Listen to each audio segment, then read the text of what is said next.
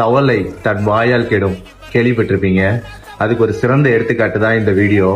Editor யாருன்னு தெரியல, but முடிச்சு விட்டாப்ல எதிர்கட்சிய. உங்க ஆட்சியை பொறுத்த வரைக்கும் வெறும் இன்ஸ்டாகிராம்ல ரீல்ஸ் ஆட்சியா இல்லாம ரியல் ஆட்சியா நடத்துங்க.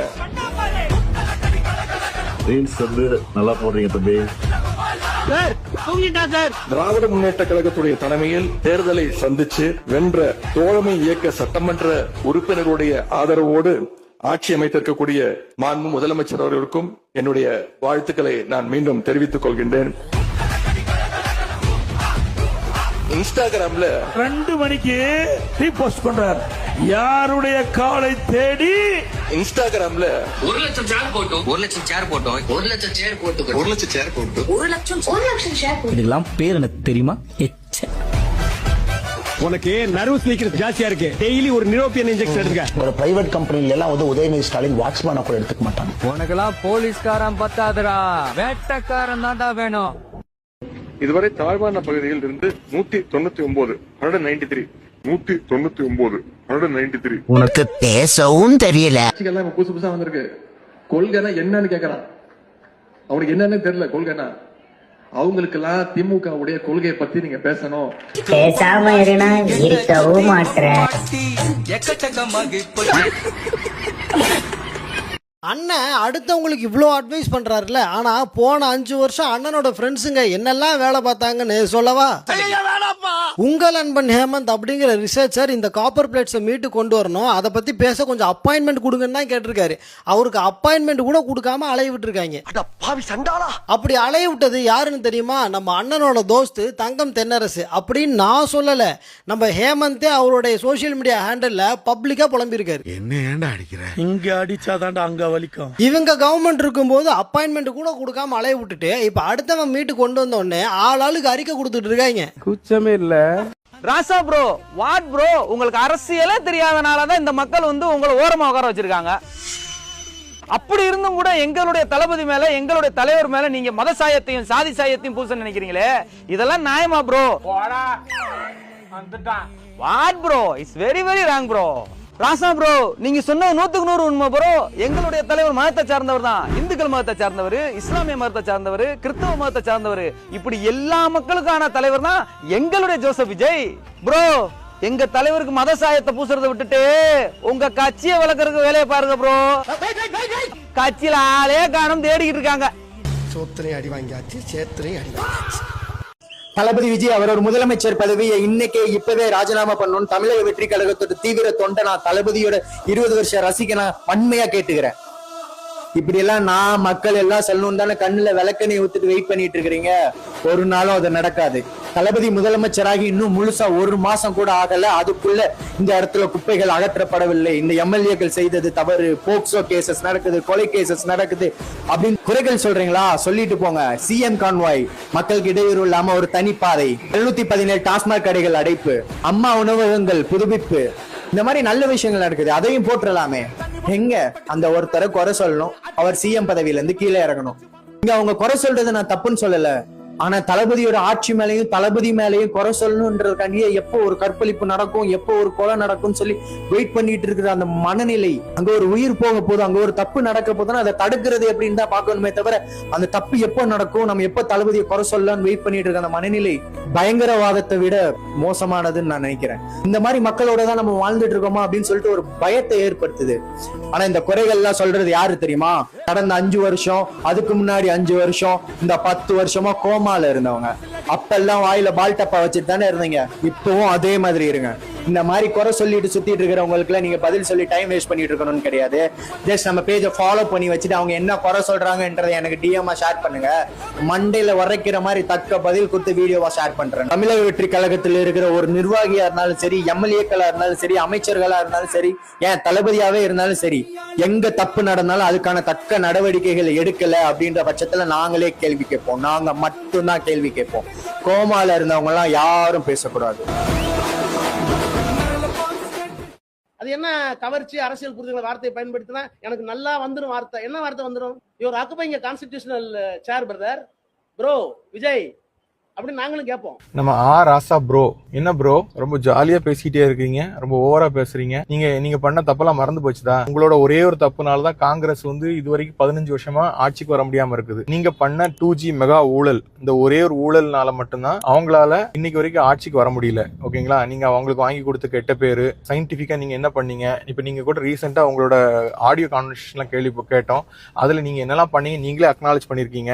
ஓகேங்களா? இப்படிலாம் இருந்துகிட்டு நீங்க தளபதி விஜய் அவர்களை விமர்சனம் பண்ணலாமா? அதே மாதிரி சமூக நீதிக்கு அவ்வளோ விஷயம் தளபதி விஜய் பண்ணிட்டு இருக்காங்க. இன்னைக்கு அவ்வளவு மினிஸ்டர்ஸ் உருவாக்கி விட்டு இருக்காங்க. எங்க இதுல ஜாதி மதம் எதுவுமே கிடையாது. ஆனா நீங்க எங்களுக்கு மத சாயம் பூச ட்ரை பண்றீங்க, ஜாதி சாயத்தை பூச ட்ரை பண்றீங்க. என்ன ப்ரோ நீங்க ட்ரை பண்றீங்க? ராசா ப்ரோ, நீங்க ஞாபகம் வச்சுக்கங்க, நீங்க இதே மாதிரி பேசிக்கிட்டே இருங்க. உங்க திமுகவுக்கு இந்த உள்ளாட்சி தேர்தல் டெபாசிட் கிடையாது, ஞாபகம் வச்சுக்கிடுங்க. உங்களை மாதிரி ஆட்கள் தான் எங்களை ஜெயிக்க வைக்க போறாங்கிறது நாங்க ரொம்ப தெளிவா இருக்கிறோம். அதனால நீங்க இதே மாதிரி கண்டினியூஸா பேசிக்கிட்டே இருங்க. எங்க விர்ச்சுவல் வாரியர்ஸ் உங்களோட பழைய கான்டென்ட் எல்லாம் எடுத்து கும்முன்னு குத்த போறாங்க. நீங்க தப்பான விஷயங்களை நீங்க பேசிட்டே இருந்தீங்கன்னா உங்களுக்கு கிடைக்கக்கூடிய டெபாசிட் கிடைக்காம போயிடும். உள்ளாட்சி தேர்தலில் நீங்க எல்லா பேரூராட்சி, நகராட்சி, கிராமப்புற பஞ்சாயத்து இது எல்லாத்துலயும் நீங்க தோக்க போறீங்க. அதுக்கு காரணம் நீங்க தான். ஓகேங்களா? முழு முத காரணம் நீங்க. அப்புறம் இந்த அனிதா ராதாகிருஷ்ணன் ஒருத்தர் இருக்காரு, உள்ள அவதூறு பேச சிவாஜி கிருஷ்ணமூர்த்தி மாதிரி பேசிட்டு இருக்காரு. இவங்க எல்லாராலையும் உங்க திமுக டெபாசிட் இழக்க போகுது. அது மட்டும் தெளிவா தெரிஞ்சு போச்சு. நான் சொல்லிதான் இன்னைக்கு முதலமைச்சர் விஜய திருச்சியில போய் நன்றி சொல்லியிருக்காருன்னு நம்ம உதயநிதி ஐயா சொல்லியிருக்காருயா. ஐயா இது மட்டும் கிடையாது, அடுத்த 5 வருஷத்துக்கும் நம்ம ஸ்டாலின் ஐயாவா இருக்கட்டும், உதயநிதி ஐயாவா இருக்கட்டும், நான் சொல்லிதாங்க முதலமைச்சரே பெரம்பூருக்கு நன்றி சொல்ல போயிருக்காங்க. நாங்க சொல்லிதாங்க மக்களுக்கு இந்த நலத்திட்டம் பண்ணிருக்காங்கன்னு கதையா விடுவாங்க. ஆனா நாங்க நம்பவே மாட்டோமே. பிரியா மேடமுக்கு நேரம் சரியில்லை. அதாவது மேடம் விர்ச்சுவல் வாரியர்ஸ் ரொம்ப தப்பா பேசுறீங்க பார்த்து. நான்லாம் 234 தொகுதியை போய் கவர் பண்ணிட்டு வந்திருக்கேன் தமிழ்நாடு முழுக்க. இந்த எலெக்ஷனுக்கு நான் தளபதின்ற ரசிகர் என்ற பேர்ல நம்ம கார் ஃபுல்லா ரேப் பண்ணி தலையோட போட்டோ, பாரதியாரோட போட்டோ, மதங்கள் இருக்கக்கூடாது சொல்லிட்டு நாகூர் தர்கா, வேளங்கண்ணி சர்ச்சு, பெரிய கோவில் போட்டோ அதெல்லாம் போட்டு நாங்க தமிழ்நாடு முழுக்க போய் பிரச்சாரம் பண்ணி கிரவுண்ட் ஒர்க் பண்ணிருக்கோங்க. நீங்க நினைக்கிற மாதிரி நீங்க இறங்கி என்ன பண்ணீங்க, இறங்கி அதை பண்ணீங்களா, மக்களுக்கு நீங்க என்ன செஞ்சீங்க, உங்களுக்கு என்ன தெரியும், அதெல்லாம் நம்ம சொல்லக்கூடாது. நீங்க எங்களுக்கு தெரியாதா? எங்களுக்கு ஏன் கரண்ட் கட் ஆகுது, ஏன் ஒழுங்கான வேலைகள் நடக்க மாட்டேங்குதுன்னு. லோக்கல் பாடி எலெக்ஷன்ஸ் வரட்டோங்க. லோக்கல் பாடி எலெக்ஷன் தான் எங்களுக்கு மக்களுக்கு இன்னும் ஸ்ட்ராங்கா போய் லோக்கல்ல இறங்கி செயல்பாடு நீங்க தடுக்கிறத நாங்க ஜெயிச்சு அதுக்கப்புறம் நடக்க போறது இந்த கரண்ட் கட் ஆகிற விஷயம் நடக்காது. புரியுதா? இப்ப நீங்க பண்ற வேலைகள் எல்லாம் மக்களுக்கு தெரியும். நீங்க ரொம்ப தப்பா பேசுறீங்க. பாவம் அந்த மேடம், எம்எல்ஏ மேடம், நீங்க பண்ணதெல்லாம் உங்களுக்கு நேரம் வந்துச்சு. உண்மையா அது பாப்பீங்க. சரி, கருப்பு கூட கொண்டு போக முடியாம பிரதமருக்கு பயந்துட்டு வெள்ளை கூட தூக்கிட்டு போனார்ல உங்க முதலமைச்சர் வேட்பாளர் ஸ்டாலின், அவர்கிட்ட போய் சொல்லுங்க ப்ரோ. இந்த அரசியல் ஒழுக்கமே இல்லாத கட்சியில இருந்துகிட்டு நீங்க அரசியலை பத்தி பேசுறீங்க, அரசியல் ஒழுக்கத்தை பத்தி பேசுறீங்க.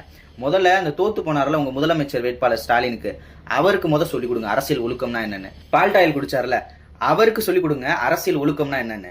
அதை விட்டுட்டு அடுத்தவங்களுக்கு சொல்லிக் கொடுக்கறத விட நம்ம வீட்டுல இருக்கவங்களுக்கு சொல்லி தருவோமே, அதுதானே முக்கியம். எடப்பாடியார் தாயார கொச்சையா கெட்ட வார்த்தையில பேசினேன், அப்போ உனக்கு தெரியாத அரசியல் ஒழுக்கம் என்னன்னு. இதே உன்னுடைய தலைவர், அதாவது தோத்து போன முதலமைச்சர் வேட்பாளர் தான் எடப்பாடியாரை பத்தி ரொம்ப கேவலமா பேசினாரு. இதே உன்னுடைய கட்சியினுடைய துணை முதலமைச்சர் பால்டாயில் குடிச்சார்ல ஒரு தம்பி, அந்த தம்பி தான் எடப்பாடியாரை பத்தி இந்த மொட்டி தேஞ்சு போச்சா, மொட்டி போட்டே வந்தீங்களா, பல்லு விழுந்துருச்சா, இதுக்குள்ள பூந்து வந்தீங்களா, இந்த டேபிள் கடியில இருந்து வந்தீங்களா, எப்படி நீங்க வந்தீங்க அப்படிலாம் கேட்டாரு. அப்பெல்லாம் உங்களுக்கு அரசியல் ஒழுக்கத்தை பத்தி தெரியல. இப்போ ஒருத்தர் பேசணுன்னே உங்களுக்கு அரசியல் ஒழுக்கம் பத்தி தெரியுதுன்னா அப்ப அவர் மேல தப்பு கிடையாது, உங்க மேலதான் தப்பு. நீங்க மாறுங்க, நீங்க மாத்துங்க. மாற்றம் நம்மிலிருந்து தான் வர வேண்டும். அடுத்தவரை பார்த்து மாறணும் சொல்றத விட நீங்க மாறுங்க. ஏன்னா போன வாரம் வரைக்குமே நீங்க பூ முடித்தவனை மறந்து விட்டு புறந்தள்ளியவன் கூட போலாமான்னு ட்விட்டு போட்டாலே நீங்க தான். நீங்களே ஒரு ஆபாச பேச்சாளர் தான். உங்க கூட ஒருத்தர் உட்காந்துருக்காரு, அவர் மிகப்பெரிய ஆபாச பேச்சாளர். மீடியா, தமிழக மீடியாக்களை ஒரு கெட்ட வார்த்தை வச்சு பேசினாரு அந்த பாரதி, அந்த RS பாரதி கெட்ட வார்த்தை வச்சு பேசினாரு. அது கூட இன்னும் சமூக வலைதளங்கள்ல இருக்கு. இப்படி தொடர்ந்து ஆபாச பேச்சுக்களை பேசுகிற இதே த்ரிஷாவை வச்சு நீங்க என்னென்ன பேசுனீங்க இந்த தேர்தலுக்கு முன்னாடி. நீங்க மாறுங்க தம்பி, அதுக்கப்புறம் உலகத்தை மாத்தலாம். அதனால நீங்க கத்து கொடுத்து ஒன்றும் அரசியல் நாகரிகம் வளரணும் தேவையில்ல, நீங்களே அரசியல் நாகரிகத்தை கத்துக்கணும்ன்றதான் எங்களுடைய தாழ்மையான வேண்டுகோள். நன்றிங்க ஐயா. இந்த நரேட்டுக்கு பிறந்த நாதாரி பொறம்போக்கு உதவிங்க இல்லையா, அவனுக்கு இந்த வீடியோ முடிஞ்ச வீடியோ எல்லாருக்கும் ஷேர் பண்ணுங்க. அதாவது இந்த பொறம்போக்கு தத்தி செட் பண்ண நரேட்டிவ பிரேக் டவுன் பண்ண போறேன். அதான் சொல்லியிருக்கேன் இல்லையா, இந்த சோஃபா கதை, ரீல்ஸ் கதை, மகளிர் உரிமை தொகை, அப்புறம் நேத்து இந்த கஞ்சா சினிமேட்ரு எல்லாத்தையும் ஒரே ரிலீஸ் செய்ய போறேன். முடிஞ்ச உண்மையை மக்களுக்கு தெரியப்படுத்துங்க. அதாவது பாத்தீங்கன்னா ஏன்டா பொறம்போக்கு நாய, ஏன்டா உதயநிதி, ஏன்டா நீ என்ன சொல்றா, சோஃபா போது பின்னுக்கு தலைவர் போறாரா, ஏன்டா பொறம்போக்கு நாய, ஏன்டா விசிகா தலைவர் திரும்ப என்ன சொல்லி பேட்டியில, ஏண்டா ஆபீஸுக்கு ஆர்டர் பண்ண சோஃபா அந்த டைம்ல வந்துச்சான், அதே டைம்ல கேமராமே கொண்டு வந்துட்டாங்களாம். ஏண்டா இந்த கதையை எடுத்து வச்சுக்கோ. எப்படிடா சொல்றீங்க டே, எப்படிடா நீங்க கதையை கட்டுறீங்க? ஏண்டா தமிழ்நாட்டு மக்கள்கிட்ட ஒரு விஷயம் கேட்டுக்கொள்றேன், ஒருத்தரை கட்சிக்கு விலைக்கு வாங்குறேன்னு சொன்னா, ஒரு கட்சிக்கு விலைக்கு வாங்குறேன்னு சொன்னா இந்த மாதிரி கேவலம் சோஃபா கொடுத்தாங்க வாங்குவாங்க. அவன் அவுடி காரு, பென்ஸ் கார்னு சொல்லி BMW கார்னு சொல்லி வாங்குறான். அப்புறம் 1000 கோடி 2000 கோடிகளுக்கு என்ன சொல்றது வீடு சொத்து மதிப்பு வாங்குறான், பதவியும் வாங்குறான். அப்படி வாங்கிட்டாண்டா ஒருத்தனை கட்சிக்கு வாங்குறாங்க. ஏன்டா ஒரு சோஃபா கொடுத்து வாங்குறேன்னு சொன்னா ஒரு கொஞ்சமாச்சும் அறிவு தத்தி, ஏன்னா தத்தி தத்தி தத்தி தத்தி தத்தி உனக்கு அறிவு மயிர் இல்லடா மயிராண்டி. அப்புறம் இன்னொரு விஷயம் என்னது, ரீல்ஸ் டேய், ரீல்ஸ் எல்லாம் உங்களை கிழிச்சேன், ரீல்ஸ் எல்லாம் உங்களை போட்டு ஃபுல்லா கிழிச்சேன். என்ன ஒருத்தனை பயந்து 4 ஐடியா பேன் பண்ணீங்க, 4 ஐடியா பேன் பண்ணீங்கடா. தொட்ட நண்டி பசங்களா, பொறம்போக்கு நாய்களா, பயந்தாங்கோலி பிள்ளைங்களா, ஏண்டா நீ ஒரு அப்பன் தான் பிறந்தியடா, நீ ஒரு அப்பன் தான் பிறந்தியடே. ஏண்டா என்ன எனக்கு பயந்து என் ஐடியா பேன் பண்றிய, ஏன் தமிழ்நாட்டு மக்கள்கிட்ட பிரச்சனை எடுத்து கதைக்கணும் இல்லையா? அடுத்த விஷயம் என்ன சொன்னா நீ அடுத்த விஷயம் மகளிர் உரிமை தொகை.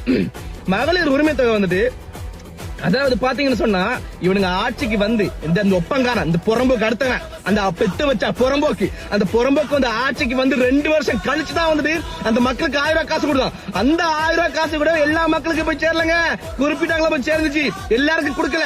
இன்னைக்கு அண்ணன் கொடுத்தாரு இல்லையா, இவரை பத்தி கதைக்கு இந்த நாய்க்கு என்ன தருகுதைக்கு, என்ன அருகுது இந்த புறம்போக்கு நாய்க்கு, தத்தி பயில கொள்ளை அடிக்கிறது மட்டுமே தொல்லை வச்சுக்க புறம்போக்கு நாய. அப்புறம் இன்னொரு விஷயம் என்ன, இந்த நேத்து கஞ்சா சினிமேட்டர் இல்லையா, என்னடே அந்த வீடியோ நான் பாக்குறேன், அவன் சொல்றான் இதுக்கு தாவைக்காக எனக்கு சம்பந்தம் இல்லை, நான் தாவைக்கு சப்போர்ட் பண்றேன், அதுதான் கொடியை பறக்க விட்டேன் அதுன்னு சொல்றான் இல்லையா. இவன் துண்டு கேக்குறான், தாவைக்கா துண்டு என்னடே அவனே சொல்றான் நான் அதுக்கு நான் சப்போர்ட் பண்ணல, நான் வச்சேன் கொடி வச்சேன் சொல்றான். தாவைக்காக்கும் இந்த கட்சிக்கும் சம்பந்தம் இல்லை, நான் தனிப்பட்டு சொல்றான். இந்த மாதிரி கேஸ் வைக்கிறீங்க, ஏன்டா கொஞ்சமாச்சும் திருந்துங்கடா, கொஞ்சமாச்சும் நாதாரி புறம்போக்கு நாய்களா திருந்துங்கடா மக்களே. இதுதான் நடந்த உண்மை. இன்னும் பல விஷயம் இந்த தத்தியோட வீடியோ நிறைய விஷயம் சொல்ல இருக்கு. மேபி இந்த ஐடி போகலாம் தெரியாது, ஏன்னா இதுக்கு பிறகு போச்சுன்னு சொன்னா நான் வரமாட்டேன். ஏன்னா டிவிக்கு ஐடிவிங்க வேலை செய்யணும், பல பேனான ஐடிகளை எடுத்துறணும், எனக்கு அது செய்யணும். சோ அது வரைக்கும் பார்க்கலாம். விஜய கூத்தாடின்னு சொல்ற நீங்க கமலை கூட்டிட்டு பிரச்சாரம் பண்றீங்க, சத்யராஜை கூட்டிட்டு பிரச்சாரம் பண்றீங்க, பிரகாஷ்ராஜை கூட்டிட்டு பிரச்சாரம் பண்றீங்க. இவனுங்கெல்லாம் கூத்தாடி இல்லை, விஜய் மட்டும் தான் கூத்தாடி. இந்த கூத்தாடிங்களை வச்சு நீங்க ஓட்டுக்கிற, நீங்க யாரு? நீங்களும் கூத்தாடி தான். அடுத்து பார்ட் 4 நம்ம ex chief minister sir Stalin sir நீட்டுக்கு போராட்டம் நடத்துறதுக்கு கூப்பிட்டுருக்காரு. What a brilliant sir. 5 வருஷமா என்ன பண்ணிட்டு இருந்தீங்க சார்? நீட்டுக்கு நீங்க ஃபர்ஸ்ட் இந்த வாக்குறுதியை தான் நீங்க சொன்னீங்க, நீட்டை விலக்குவோம் அப்படிதான் ஓட்டு கேட்டீங்க, சரியா? இதெல்லாம் கேட்கறதுக்கு இல்ல, 1000 ரூபாய் கொடுக்கல அப்படின்னு உடனே கேட்கறது. இதெல்லாம் கேட்க மாட்டீங்களா அவர்கிட்ட? இப்போ உட்காந்து போராட்டம் நடத்துறேன்றாரு. இதெல்லாம் எதுக்கு? திருச்சி இடைத்தேர்தலுக்காகவா? பழைய ஸ்டண்ட் சார், ஏற்கனவே பழைய சோரத்து கிண்டி புளிச்சிருச்சு சார், உங்க சாதம் புளிச்சிருச்சு, எல்லாம் முடிஞ்சு போச்சு. திரும்ப அதையே கிண்டிக்கிட்டே இருக்காதீங்க, போர் அடிக்குது. வேற ஏதாவது யோசிங்க, புதுசா யோசிங்க, சரியா? தேவையில்லாம நீங்க போக்கிட்டு இந்த நீட், அதுக்கு உங்க பையன் கூட பரவாயில்ல சார்.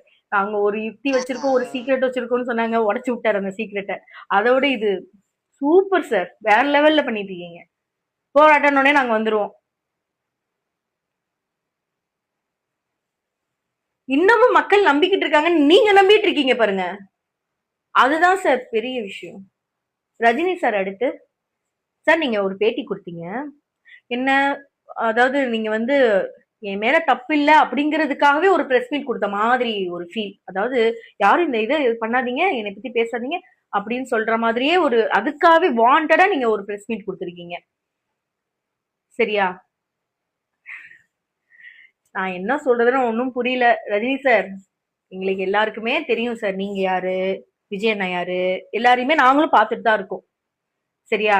நீங்க என்னென்ன பண்ணிட்டு இருக்கீங்க, உங்க ஃபேஸ்ல எப்படி இருக்கு, அந்த ரியாக்ஷன் என்ன, விஜய் நான் வந்தது உங்களுக்கு சந்தோஷம், உண்மையாவே சந்தோஷமா இல்ல நீங்க ஷாக்குன்னு சொன்னீங்க பாத்தீங்களா, அது மட்டும் தான் உண்மை. ஷாக் கலந்த சந்தோஷம்ன்றத ஒண்ணு சேர்த்தீங்க பாத்தீங்களா, அது போய்.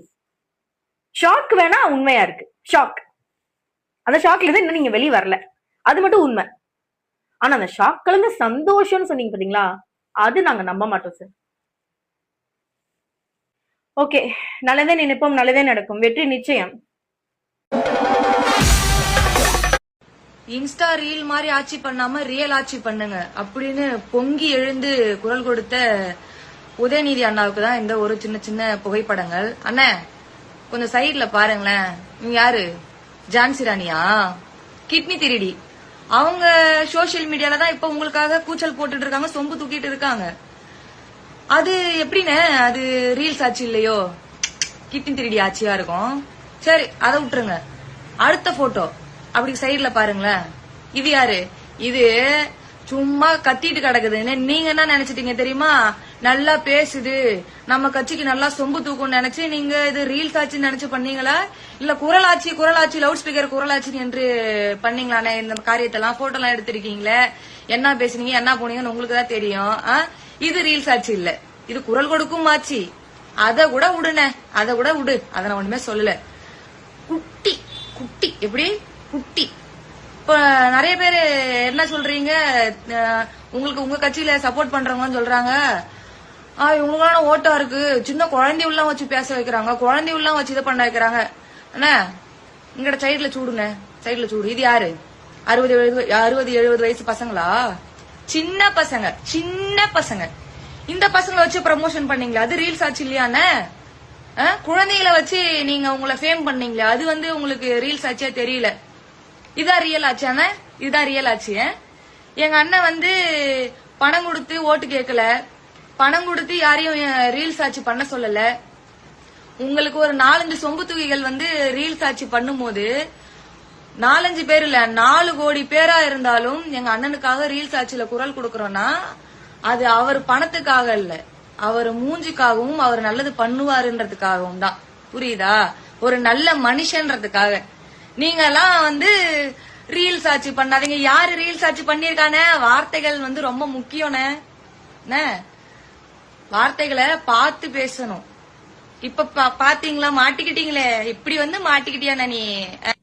ரீல்ஸ் வந்து நல்லா போடுறீங்க தம்பி, அதுக்காக என்னுடைய வாழ்த்துக்கள். Thank you sir.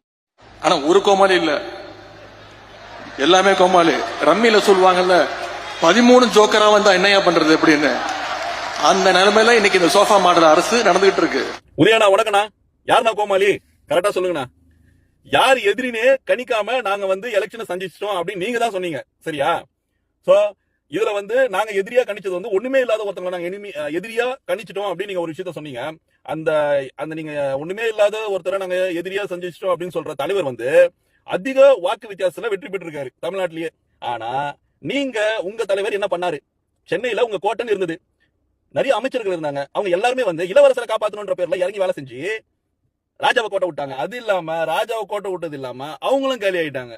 இதுல நீங்க வந்து ஒரு கிரவுண்ட்ல விளையாட வரீங்கன்னா யார் எதிரினே தெரியாம, யார் எதிர்க்க விளையாட போறானே தெரியாம கிரவுண்ட்ல வந்து விளையாடி இருக்கிறீங்க. இதுல யாரு கோமாளி? அதை நீங்க சொல்லுங்க. அதுக்கப்புறம் வந்து இதெல்லாம் பேசலாம். அங்க எல்லாரும் அழுதுட்டு இருக்காங்கண்ணே, அது போய் பாருங்கண்ணே. அப்புறம் அப்பா திருப்பி சட்டசபைக்கு வர்றதுக்கான முயற்சி எடுங்க.